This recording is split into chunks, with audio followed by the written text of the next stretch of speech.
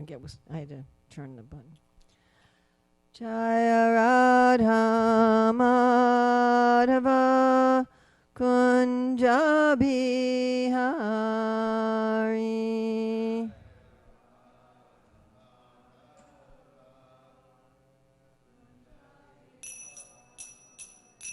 Jaya Radha Madhava Kunja Bihari.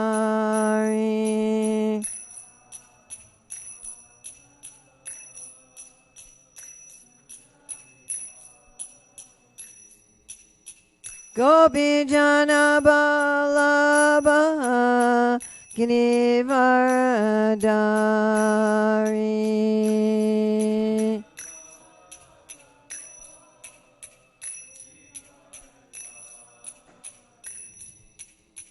Gopi Jana Balabha Girivaradari.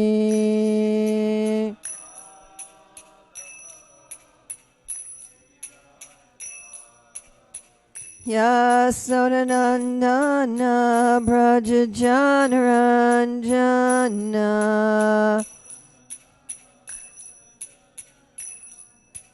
Yasodanandana Brajajanaranjana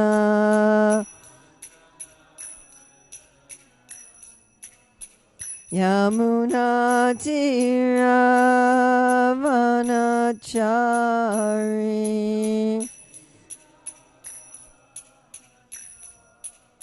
Yamuna Tiravanachari Jaya Radha Madhava Kunja Bihari.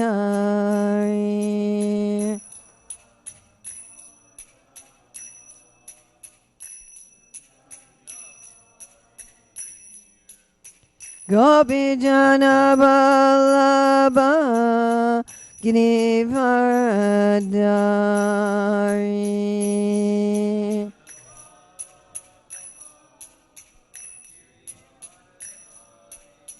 Yasodanandana Brajajanaranjana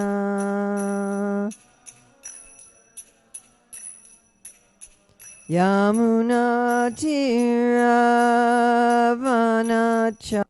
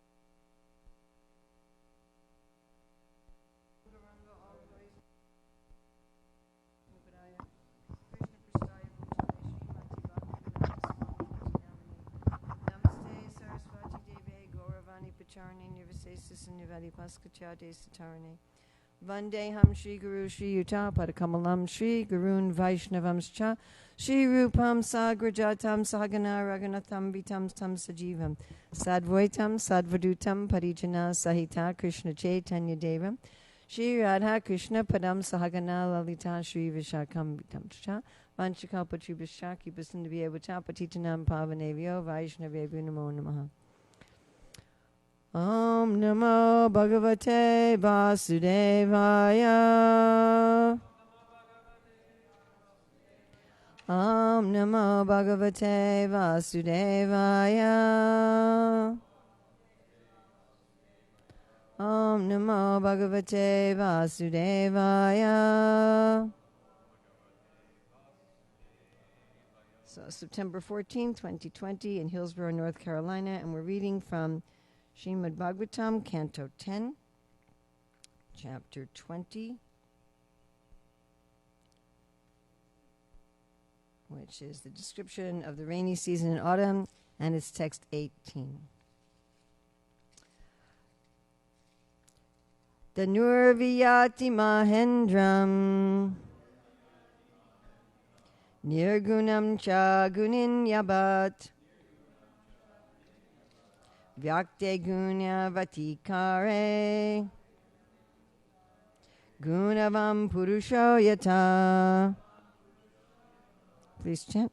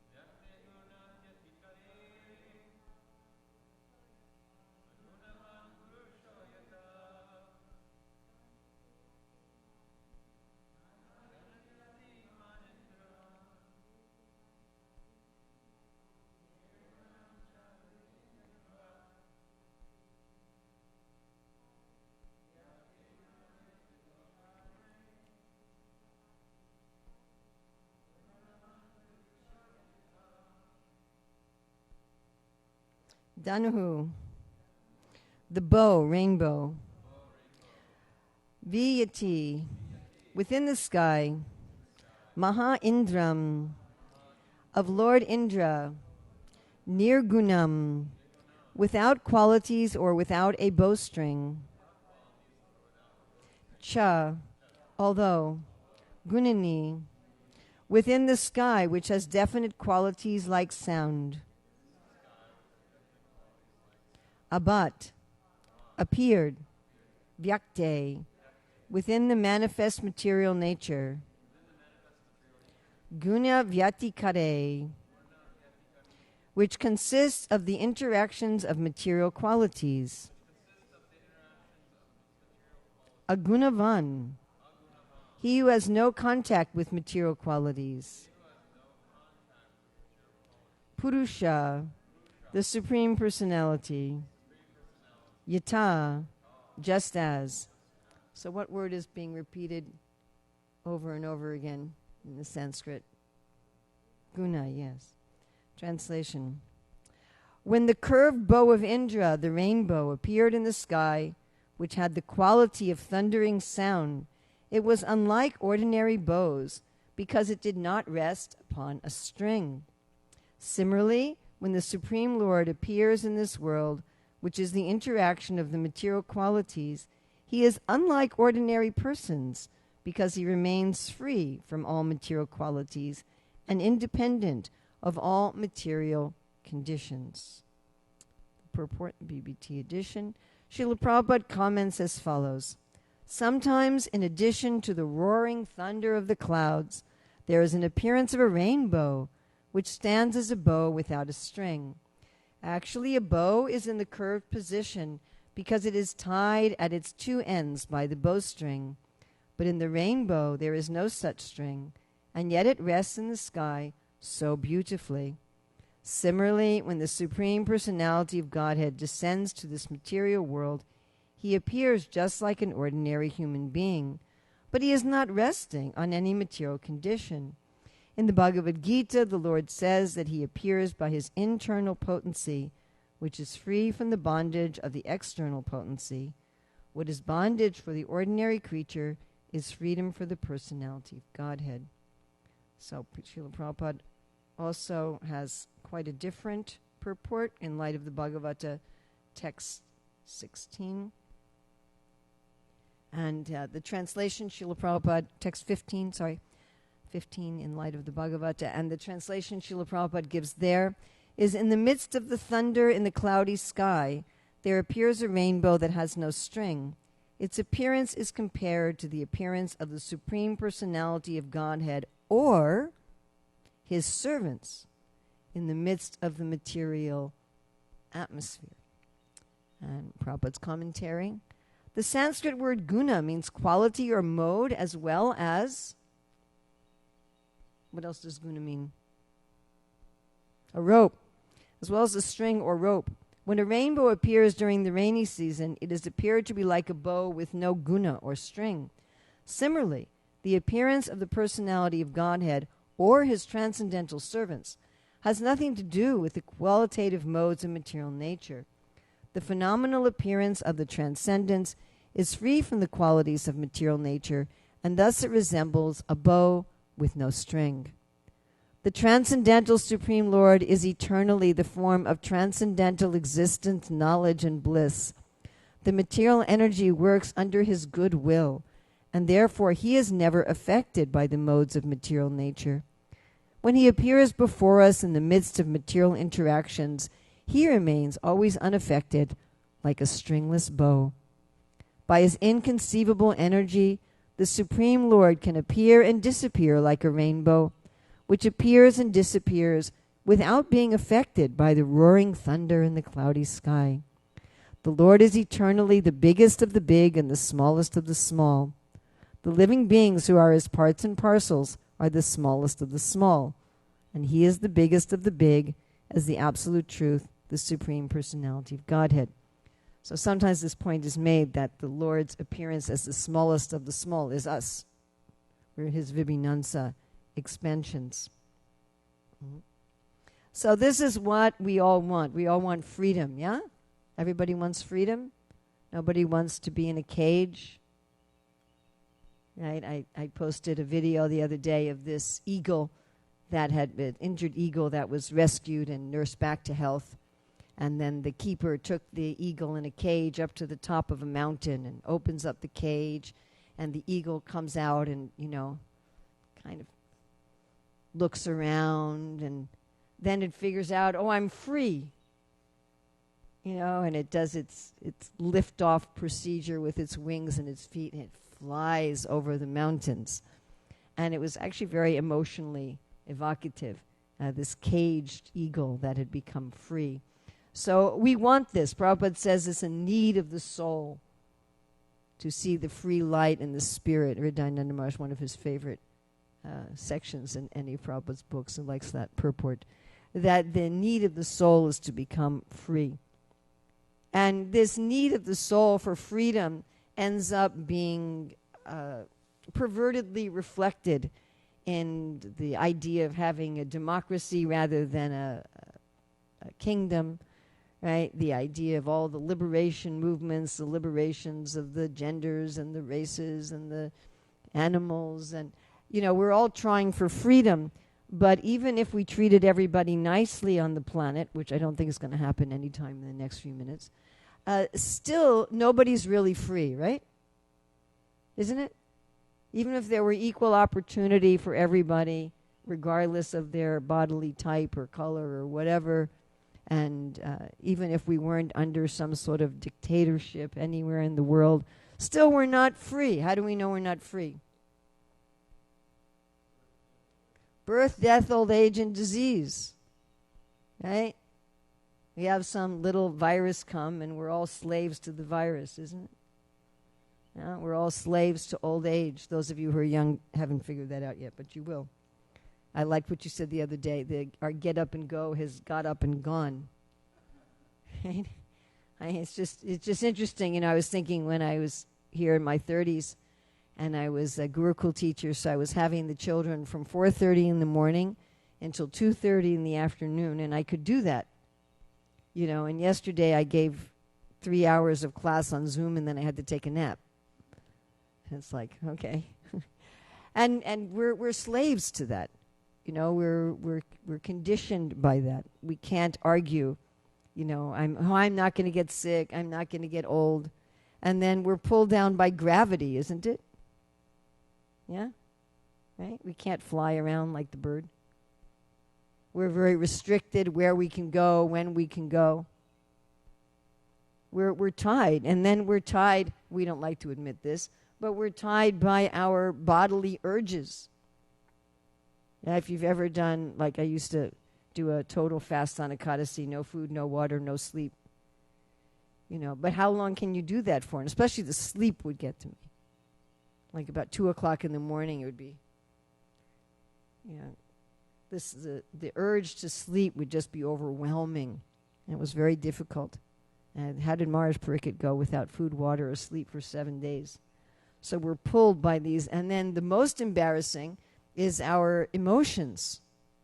Isn't it, right? We're just about to study Nectar of Instruction next Sunday.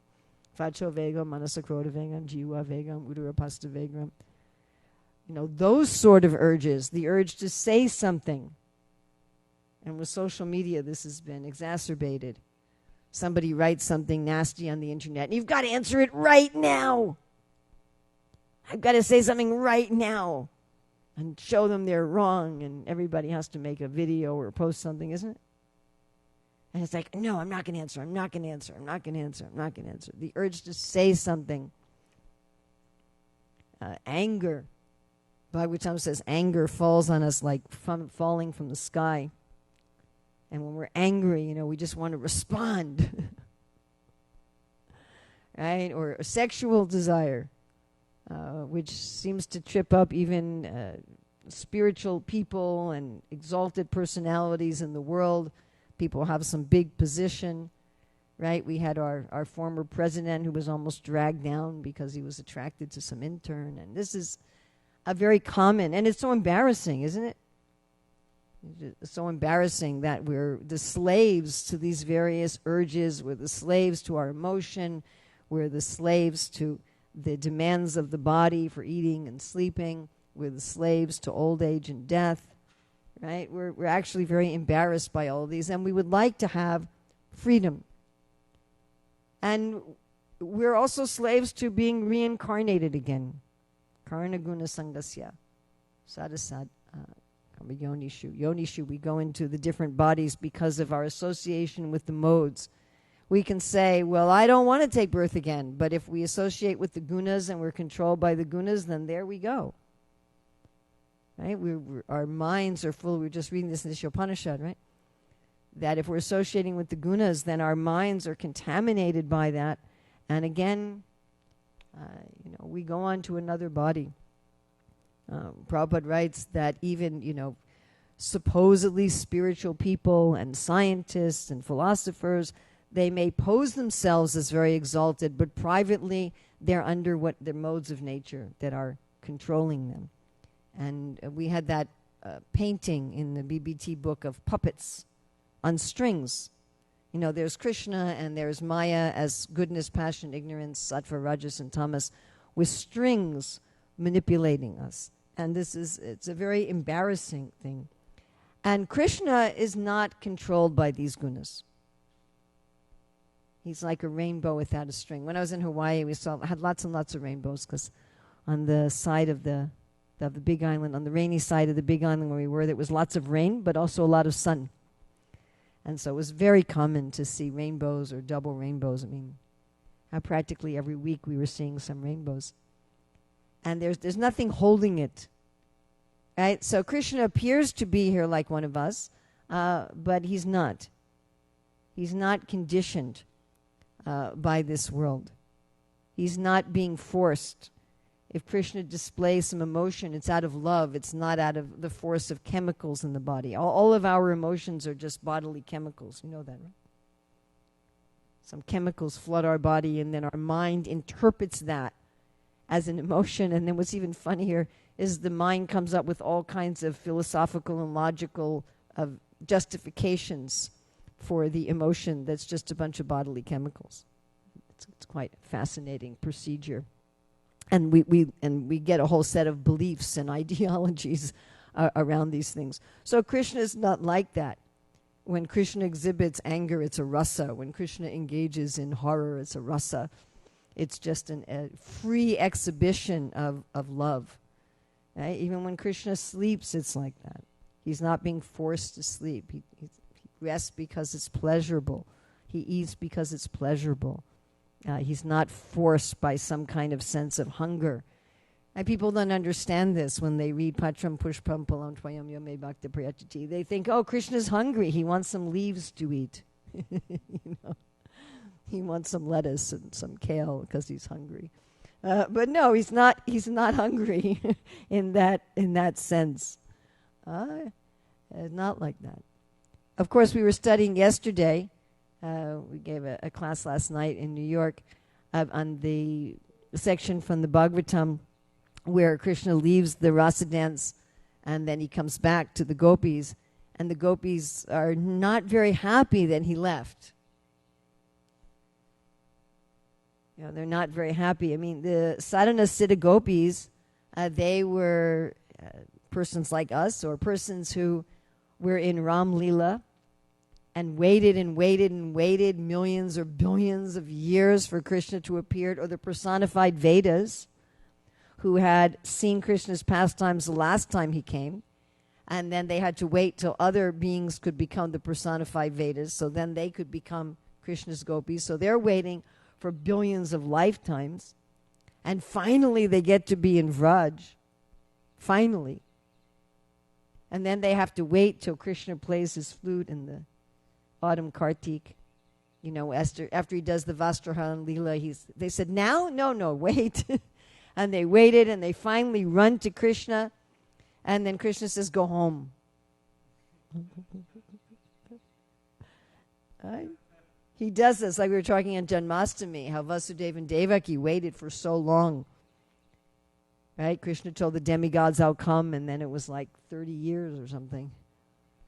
And then he comes, now he's there as their baby. Okay, take me to Gokula. I'm leaving. So Krishna's there in the night, go home. I said, we're not going home. No, we're not going home.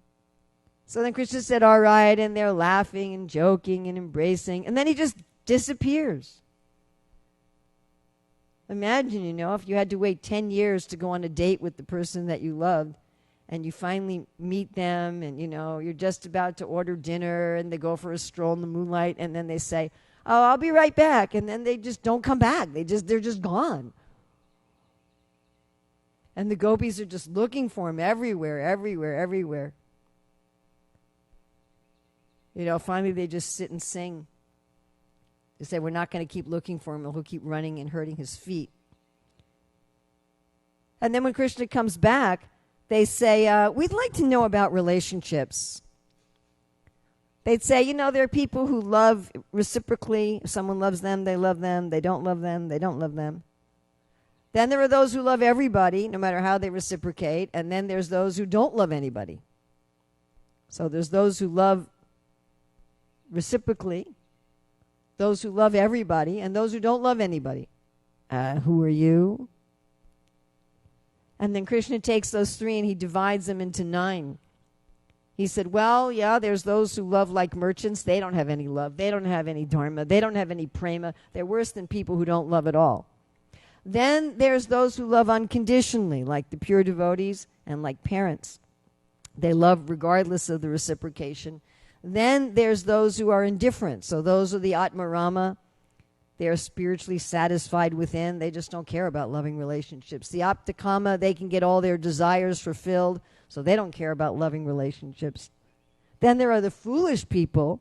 They want loving relationships, but they just can't perceive that anyone's doing anything nice for them. They think everything revolves around them, and they're always thinking that they're a victim. And then there's the ungrateful people, the Guru Druha, those who hate those who do nice things for them. So some hate with a cause. Someone's done many, many, many, many nice things for you, but one time they messed up, so you hate them. Then there's those who hate without cause. Someone's only done nice things for you and you hate them. And then there's those who injure their benefactors. So there are 9. And then the gopis are listening to that and saying, so which one are you? And then Krishna says, I'm not any of them and I'm all of them. Right? He says, I'm not a merchant because sometimes people give to me and I don't reciprocate right away. But I am, because I say, Yaya tamam prapadyante. I reciprocate with people. And as far as loving everybody, well, I don't love everybody. I mean, I loved Arjuna more than Duryodhana, so I'm not just loving everybody unconditionally, but I do love everybody unconditionally. Suridam sarvabhutanam. I love everybody. And as far as being Atmarama, as Narayana, I'm Atmarama. But as Krishna, I'm not. As Krishna, I actually have desires to be with my devotees. As Narayana, I'm Aptakama. I can fulfill all my own desires. I don't need anyone else to fulfill my own desires. But as Krishna, I'm not Aptakama. I actually desire to hear your words. I desire to be with you. And then, am I just some foolish, blind person who doesn't notice what anyone does for me? Well, you could say, as Krishna, I haven't even gone to school yet, and I'm kind of foolish, and I don't really know what's going on in the world. But also, as the Lord, I'm saying, if you give me a little water, a little leaf, then I give myself to you. I just say my name. Jamil just says Narayana to call his son, and Krishna is so grateful. He said, so I'm always aware of what anyone does for me, and I'm so grateful. As far as being Guru Druha, hurting those who love me, well, I was Guru Druha because I left you after inciting your romantic desires, but I wasn't Guru Druha because I came back. So Krishna is saying, in one sense, I look like someone of the world, and in another sense, I'm not anyone of the world. He says, my reciprocations, my dealings are in a completely different category. For those who are trying to get prema, I withdraw myself to ripen their love. For those who have prema, I may withdraw myself to increase their love. And for you, my dear gopis, I withdrew so everyone could see and glorify your extraordinary love in all situations. So I wasn't acting according to any of these ordinary categories. And everything Krishna does is like that. He's not acting according to ordinary motivations of a conditioned soul. He doesn't have any fear. He doesn't have fear of death. He doesn't have fear that people won't like him. He doesn't have fear that he won't get money. He doesn't have fear that he won't get something to eat. These are the things that are pushing us. He doesn't have that. Yes? And we would all like to be like that, isn't it? Wouldn't we all? What is that song? Wouldn't you all like to be free that Mangala Nanda sang? We would all like to be free. So how are we going to be free? Because Prabhupada says, in light of the Bhagavat, that this principle applies to the servants of the Lord also. We want to be free, practically speaking, like God is free. So I'm sure there's many more, but I found just a few in the Bhagavad Gita. Actually, I found these while I was waiting for that class to start last night because they couldn't get their Zoom together. That happened to me the other day, right? So I thought, okay, I'll take advantage and look up these verses in the Bhagavad Gita. So in 13:19, Krishna said, Mat bhavaya upadyate. They attain to my nature. Mat bhava. They get a nature just like mine. And in Bhagavad Gita 8:5, Antakale chamam eva smaran mukta kalevaram yat prayati samadbhavam yatinas yatra samsayaha. So anyone who remembers him at death at once attains my nature. Again, we have this mad bhavam. And the Gita 14:4. Namam karmani lipanti, na me karma pale spraha, iti mam yo bhajananti, karma bir na sabhadyate. Krishna says, there's no work that affects me. I don't want the fruits of work. And if you understand this about me, then you also become free. So when we understand, just like Krishna says, janma karma to me, divyam, evam yo veti tattvata, tvaktva deham punarjanma, naiti mam eti sorjuna. If we understand Krishna's nature, because we have essentially the same nature as Krishna's, not in quantity, but in quality. We have the same qualities. So once we understand his qualities, we can understand our qualities. We are free souls. We don't need to be bound by these modes of nature. We don't need to be bound by birth, death, old age, and disease. We don't need to be bound by the pushings of the body. We don't need to be bound by the thoughts and emotions that go through the mind. We don't need to be. It's hard to believe when we're so conditioned and so pushed by these, but it's really our own desire that's holding us. You know, Bhaktisiddhanta Saraswati talked about someone holding onto a tree, and they're saying, let me go, let me go, let me go. You know, I'm sure you've all heard how the way they train elephants, they put these heavy chains around their feet to tie them to something. They'll take one foot, put a heavy chain around it, at night, so the elephant can't wander off. And after a while, all they have to do is tie a piece of grass around the elephant's foot, and it doesn't try to get away. You know, so we're thinking, this, like Prabhupada said, we could become Krishna conscious in a moment if we surrender to Krishna. We're thinking, I'm the victim here.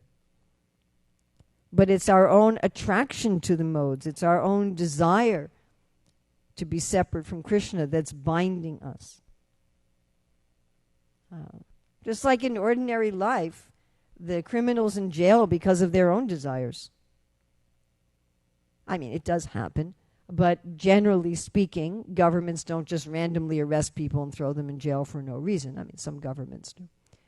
But generally speaking, we can have some assurance that if we're law-abiding citizens, we're not going to be just randomly thrown into jail. But certainly in Krishna's government, they don't make mistakes like that. You know, or they don't have some racism or something like that. We're in prison because we want to be in prison. Just like someone taking intoxication who's under the control of the intoxicant. When I used to take my high school students often to the courthouse, so at least from what I saw anecdotally, like 80% of the criminal cases, the person had been intoxicated.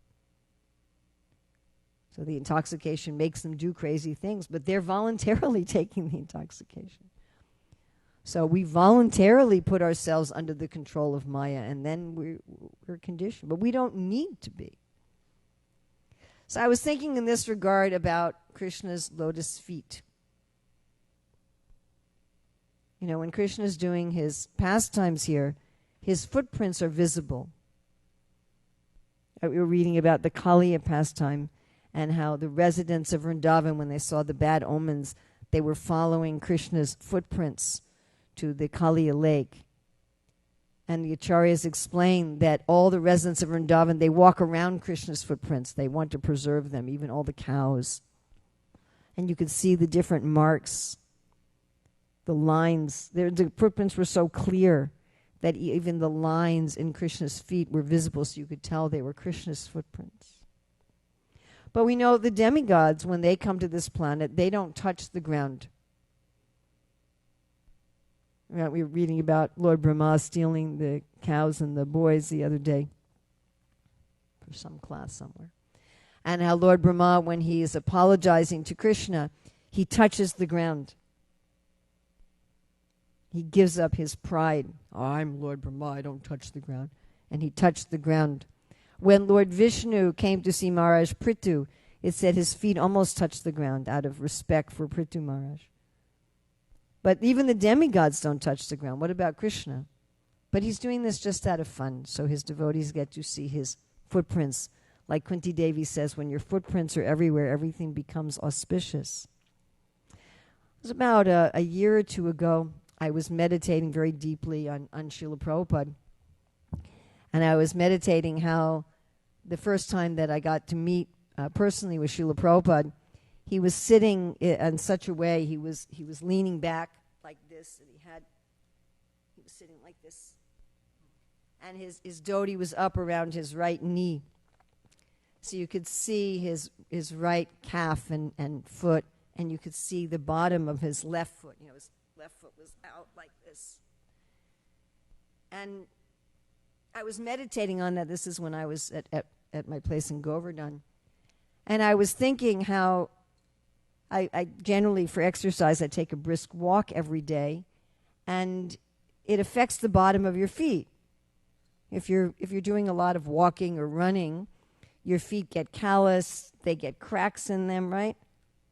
I was having like once or twice a week, I had to scrub my feet with a pumice stone. But Srila Prabhupada's feet look like a baby, like little Nrsimha, who can't walk yet. They looked like that, like he never used them. And I thought, that was the first thing I noticed when we were in the room with Srila Prabhupada, were his feet. But it wasn't until it was maybe a couple years ago that it was like, wait a minute. Srila Prabhupada took a morning walk every day, hour and a half morning walk, hour and a half. How did he have feet like that? So I wrote to one of his former servants, Srudakirti Prabhu, and I said, you used to massage Srila Prabhupada every day. What were his feet like? He said they were always completely soft. There were no hard spots anywhere on his feet, no calluses, no cracks. I'm like, well, what's going on here?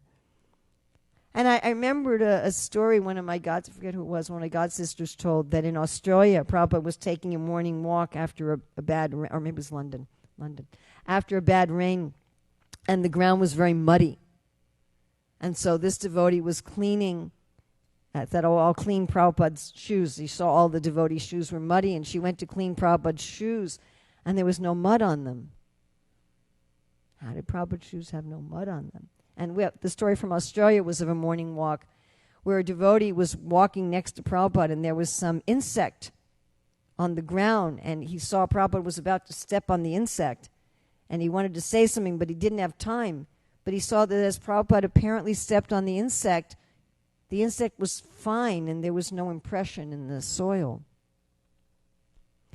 So the devotees of the Lord, they have nothing to do with this world. When one becomes a servant of the Lord, one is also free. One may apparently interact with the Lord. Like I was there when Prabhupada was asked, why did you fly in an airplane to get here? And Prabhupada said, to be one with you. So they may apparently act in the world, like Krishna apparently acts in the world. But they're not of this world. They're not affected by this world. So if we meditate on Krishna's pastimes in the proper way, we will remember that we are also free. Right? And I thought I would read from text 16 in the Ishopanishad, which we just finished studying. Right? So this is Bhanuswami has translated commentaries of our acharyas, and this is the translation of Bhaktivinoda Thakur on Mantra 16. O Pushan, Ekarshi, Surya, Prajapacha, remove your rays, restrict your light. Then I can see your most auspicious form. I am qualified to see that form because you, the complete person, Paramatma, your portion in the world, and we jivas also are all spiritual by nature. If you are merciful, I can see you. So, as Prabhupada translates this, you are like unto the sun, as am I.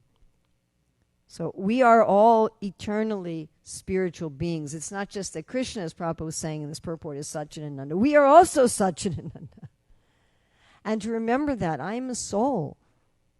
I am a servant of Krishna. I am not really of this world. I do not need to be subjugated by the gunas of this world.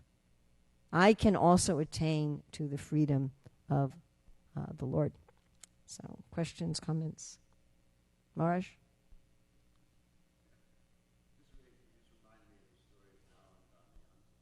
Oh, yeah.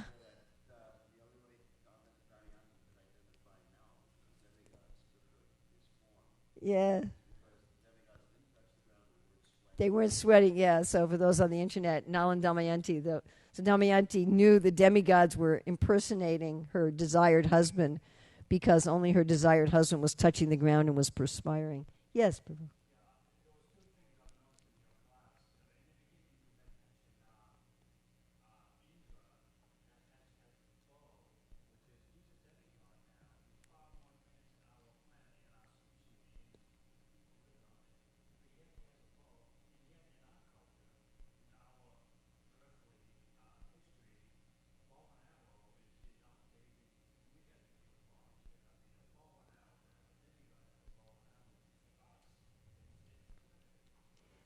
So you're noticing that the demigods like Indra have a bow and arrow, but in 2020 we think bows and arrow are primitive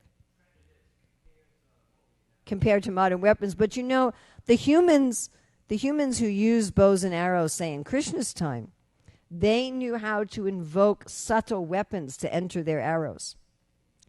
You see this in the Indian movies of Ramayana and Mahabharata, in this really cartoony, my students called them special defects instead of special effects. But it was all this really low-level cartoons. But the fact is, if you read about in Bhagavatam and Mahabharata, so when they would put an arrow to their bow, it wasn't an ordinary arrow.